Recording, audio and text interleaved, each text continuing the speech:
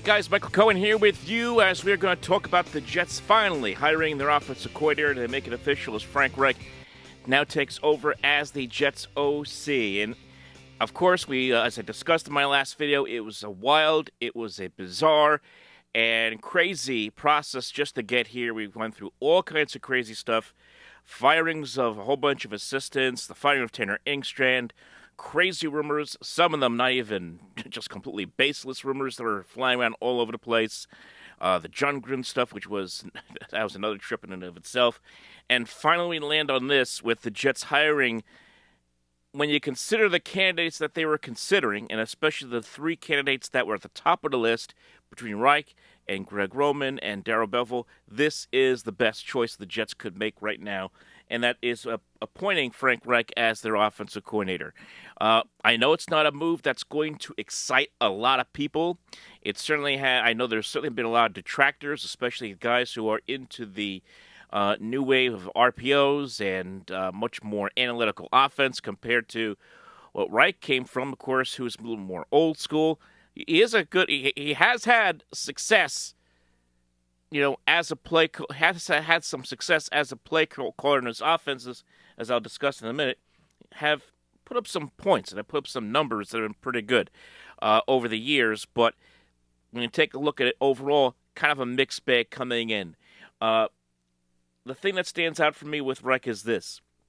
Not only is he a former backup quarterback with the Bills and with the Jets in the early to mid-90s, but it's just the amount of experience that he has. And he's going to come into the building, and he's going to have immediate gravitas. It allows Aaron Glenn to, as has been discussed at nauseam in different reports, that it allows Aaron Glenn to, in many ways, focus as an overall head coach on the team and also focus on the defensive side of the ball, which has certainly been a big problem for the Jets over the last year under Glenn's reign.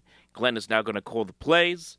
And now we see a situation here with Frank Reich. He is going to be that quote-unquote head coach of offense. Now, even with that, I do hope that Aaron Glenn certainly has some say, certainly is aware of what's going on offensively. I don't want a situation where it's kind of like Robert Saleh, where he just kind of leaves guys to their own, like he did with Nathaniel Hackett and Mike LaFleur, who, ironically, just a side note here, Mike LaFleur, now the head coach of the Arizona Cardinals, and Nathaniel Hackett now following him to Arizona. Talk about jokes that write themselves. Those two now in Arizona right now. My goodness, that's irony to the nth degree. But that being said, the fact that Reich is experienced, the fact that he has been around the league for a very long time, you're talking about a coach who has been with the Philadelphia Eagles when they won the Super Bowl back in 2017, Super Bowl 52. He was the offensive coordinator of that team. I know he didn't call plays, but still was the offensive coordinator. And under him, both Carson Wentz and Nick Foles excelled under him during those couple of years, especially in 2017 when Wentz was having a career year before he got hurt. And then, of course, Nick Foles, as we all know, picked it up in the postseason and took the Eagles to the Super Bowl, won it all that year. Then as a head coach with the Colts, Reich had a very good first year. Okay, they went 10-6. Andrew Luck, of course, still the quarterback at the time. And they were, at that time, right up there. They were 8th in the league in points scored. They were in the top 10, top 15 in total offense that year. And then after that, after Andrew Luck suddenly retired, he just kept going. Picks it up with Jacoby Brissett. Brissett has a pretty solid season in his own right. We'll talk more about him in a minute, but Brissett threw 18 touchdowns to 6 picks that year. And the offense, again, still fairly solid, okay? They were, according to about 17th overall in points scored in the league. They were a top 10 offense in rushing category. They were, again, overall top 15 offensively overall that year. But the problem with Reich is that he had so many different quarterbacks every single year. He goes from Andrew Luck to Jacoby Brissett to Phillip Rivers to Carson Wentz and on and on and on, and then eventually gives up the play calling. That's what really did him in Indianapolis, is that there was really no consistency at that quarterback position, and the fact that as time went on, the offense got progressively worse. Started out great, started out pretty good, but got worse after that to the point where they were 32nd in points scored and 30th in total offense by the time he left Indianapolis. And then when he got to Carolina the next year, it was a total meltdown.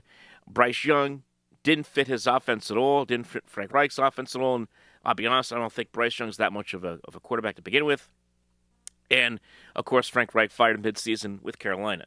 So it's a mixed bag. That being said, he's a guy who's had offenses that are somewhat quarterback-friendly, but the kind of quarterback he looks for are, one, a veteran quarterback who is more of a pocket passer. He's not someone who's going to looking for that kind of smaller quarterback that's going to scramble around and go for the heavy RPOs. So when you say that, you start thinking about what kind of quarterback could come in here and fit this offense in 2026 for the Jets. A lot of people have mentioned, obviously, Kirk Cousins, who I don't think would, despite the fact that he's been linked here because of a friendship apparently that he has with Frank Reich, and also the fact that he is that pocket passer and a veteran. I don't know if he wants to come to New York. I still think that he may end up going to Minnesota. We'll see how that plays out. A lot of success in Minnesota, but he's going to be an option that's out there. He's a free agent. Obviously, another name that is going to be out there is going to be Jacoby Brissett. Keeps getting mentioned a lot here in the last couple of hours. Now, Brissett has a contract with the Arizona Cardinals, and the Jets would have to trade for him. It's ironic because yesterday there was talk about the Jets possibly being in the hunt for a Kyler Murray. And, would the Jets consider, going after him via trade or if he were to be released? And Kyler Murray, a much smaller quarterback, doesn't really fit what would be prototypical for a Frank Reich coached offense. I don't think he would be the fit. It would be Brissett. Okay, Murray's backup, who would be the fit. It'll be interesting to see what the Jets decide to do if there is going to be any kind of movement between they and the Cardinals for at the quarterback position. But that's who they're going to be looking at. And then when you go into the draft, as I said before, I'm not big on this draft. Not many people are. As far as quarterbacks are concerned, I know a lot of people wanted to get crazy about Grant Nussmeier because he had a good Senior Bowl. He's kind of short for the position, only at 6'1". Ty Simpson, another one who was out there who is a good pocket passing quarterback, but I thought had a lot of issues with mechanics last year at Alabama. I don't know if he was really ready to make that jump, and I don't know if the Jets really should take a quarterback, in the top 44. I think they should avoid it. I wouldn't touch a quarterback till, at least in my mind anyway, till day 3. I think they have so many other concerns and needs to fill in as far as both offense and defense are concerned. Outside of the quarterback. But one thing is certain, they're going to go out there and they're going to get a veteran, and you would hope that the Jets become more efficient offensively than what they have been, certainly last season under Aaron Glenn here in 2026. So it's a solid move. We'll see how he builds the coaching staff out. I know some people said, what if they brings in both Greg Roman and Darrell Bevell to help him as assistants? I don't know, but I personally can't see it. I'm not saying there's anything wrong with it. I'm not saying I have a problem with it. I just can't see it because, you're talking about 3 veteran offensive coordinators working together. I just don't see that happening. We'll see what Reich decides to do. I think he and Aaron Glenn should have the right to go out there and pursue whoever other assistants they can get to come in and help Reich from the offensive standpoint. And, of course, the Jets aren't the only ones making changes at offensive coordinator. The Giants also making a move. They go out there and they make Matt Nagy their offensive coordinator for this year, in the first year of John Harbaugh. It's a move that kind of surprised a lot of people, me included, because you don't necessarily think of Matt Nagy being that kind of guy who could be a fit with John Harbaugh. They really haven't worked together before.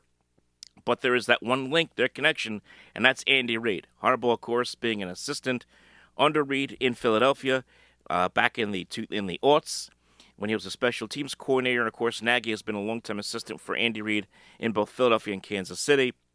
That's what makes that link happen.